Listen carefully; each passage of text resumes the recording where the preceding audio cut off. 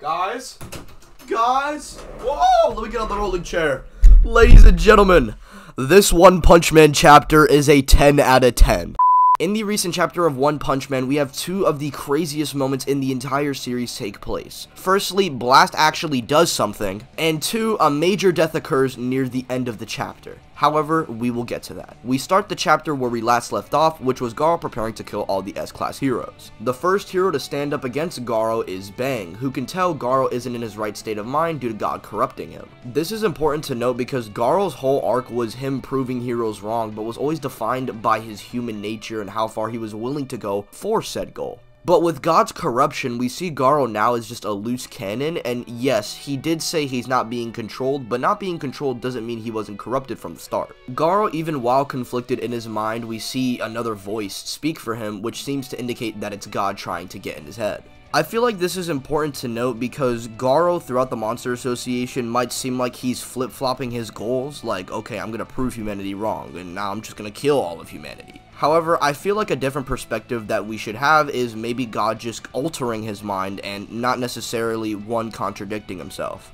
He releases cosmic radiation that none of the S-Class or human characters can resist besides a few exceptions. One of those exceptions is Genos, who steps in to try and stop Garou at the last minute and fails because he's crippled, but then we have another person pull up who also possesses cosmic powers. And that man is none other than Blast, who finally decides to do something for the first time in the entire manga. He would go on to combat Cosmic Garou, not only drawing blood from him, but forcing Garou to copy his moves and use them against him. And speaking of, we finally as well get a look at Blast's powers, who basically uses the portal gun but with his bare hands. This man was legit trying to portal gun infinite trap this man Garou. And even when Garou copies his moves, Blast throws the technique back in the sky, showing multiple nukes going off. Which, I just gotta say, off topic, this is one of my favorite panels in all of OPM.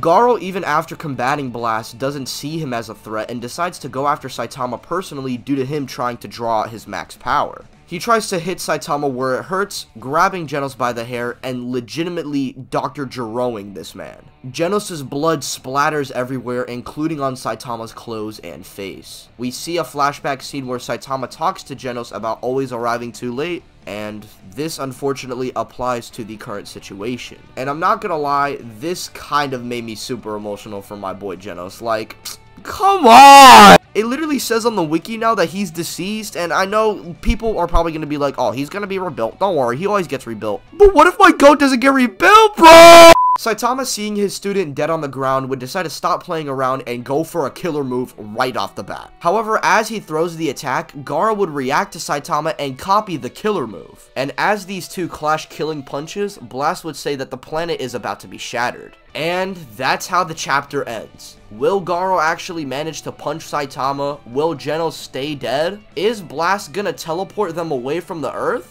Let me know down in the comments your thoughts and opinions, and please be sure to leave a like and subscribe if you are new to the channel. My name is Tyler, and I'll see you guys in the next one. Peace out. Have a nice rest of the day, everybody.